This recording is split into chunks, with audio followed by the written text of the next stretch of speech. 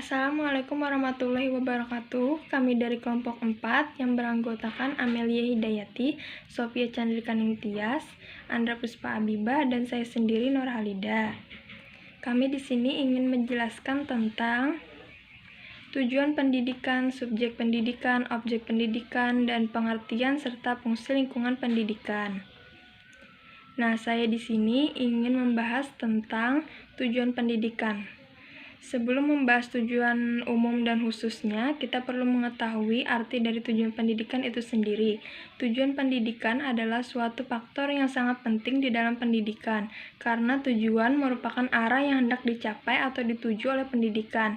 Tujuan pendidikan juga dapat didefinisikan sebagai salah satu unsur dari pendidikan yang berupa rumusan tentang apa yang harus dicapai oleh peserta didik. Selain itu, tujuan pendidikan ada dua, yaitu tujuan umum. Tujuan umum adalah tujuan akhir yang akan dicapai oleh seseorang melalui pendidikan.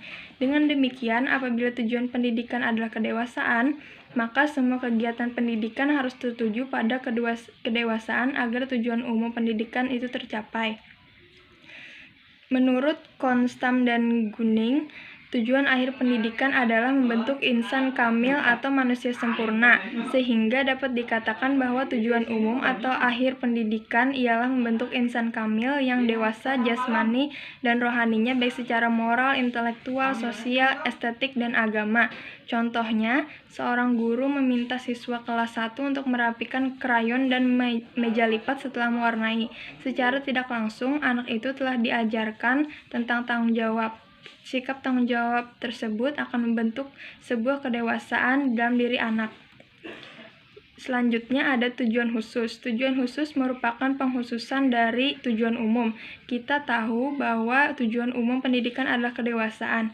Kedewasaan di sini umumnya masih umum sifatnya. Pengkhususan tujuan ini dapat disesuaikan dengan kondisi dan situasi tertentu. Misalnya disesuaikan dengan sifat dan bakat peserta didik, lingkungan di mana peserta didik memperoleh pengalaman, tujuan kemasyarakatan peserta didik, tugas lembaga pendidikan seperti keluarga, sekolah, masyarakat, masjid, dan sebagainya. Dan yang terakhir adalah kesanggupan pendidik. Selanjutnya saya akan limpahkan kepada Sophia. Saya akan membahas mengenai subjek pendidikan. Subjek menurut Kamus Besar Bahasa Indonesia sendiri memiliki arti pokok pembahasan, pokok pembicaraan, dan pelaku. Pelaku pendidikan atau subjek pendidikan ada dua. Yang pertama, peserta didik. Peserta didik adalah mereka yang sedang mengalami proses didik. Mereka adalah manusia muda yang belum dewasa atau proses menuju pendewasaan. Dan yang kedua ada pendidik, yaitu dosen dan guru. Berfungsi sebagai pengganti sementara orang tua, mengambil alih tugas mendidik atau membantu orang tua dalam tugas mendidik secara praktis, yaitu mengajar, memberi instruksi, melatih, memotivasi, dan memberi nasihat sehingga anak menjadi terpelajar. Nama saya Andra Puspa Abibah. Selanjutnya saya akan melanjutkan presentasi dari Sofia. Objek pendidikan. Objek pendidikan terbagi menjadi dua, yaitu objek material dan objek formal. Objek material adalah materinya atau bendanya yang dikenai oleh pendidikan, yaitu peserta didik dan warga belajar. Objek pendidikan adalah perilaku atau manusia. Perlu diingat bahwa perilaku manusia bukan hanya dipelajari oleh ilmu pendidikan, tetapi juga oleh ilmu-ilmu sosial lainnya, seperti psikologi, sosiologi, antropologi, dan yang lain-lain. Selanjutnya adalah objek formal. Objek formal adalah apa yang dibentuk oleh pendidikan, yaitu gejala yang tampak, dirasakan, dihayati, dan diekspresikan dalam kehidupan sehari-hari. Objek formal pendidikan merupakan penelaahan atau gejala pendidikan dalam perspektif yang luas dan integratif, yang mana ini bukan hanya gejala yang melekat pada manusia, berupa upaya memanusiakan manusia agar menjadi manusia yang sebenarnya. Upaya pendidikan mencakup seluruh aktivitas pendidikan, yaitu mendidik dan dididik, termasuk pikiran sistematis tentang pendidikan.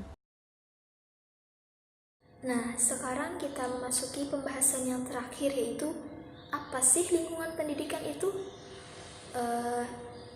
sudah tidak asing lagi ya teman-teman di telinga kita.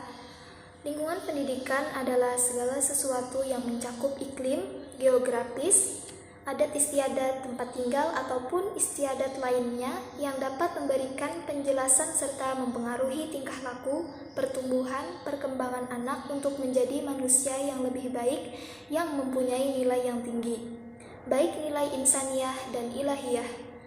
Lingkungan pendidikan memiliki fungsi yaitu membantu peserta didik dalam interaksi dengan berbagai lingkungan di sekitarnya. Utamanya berbagai sumber daya pendidikan yang tersedia agar dapat mencapai tujuan pendidikan yang optimal. Perlu pula dikemukakan bahwa pelaksanaan pendidikan dilakukan melalui 3 kegiatan, yakni membimbing, mengajar, dan melatih.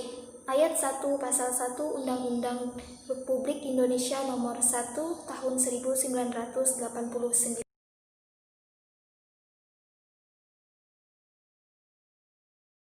Sekian presentasi dari kelompok kami. Apabila banyak kesalahan dalam presentasi, kami mohon maaf. Terima kasih atas perhatiannya. Wassalamualaikum warahmatullahi wabarakatuh.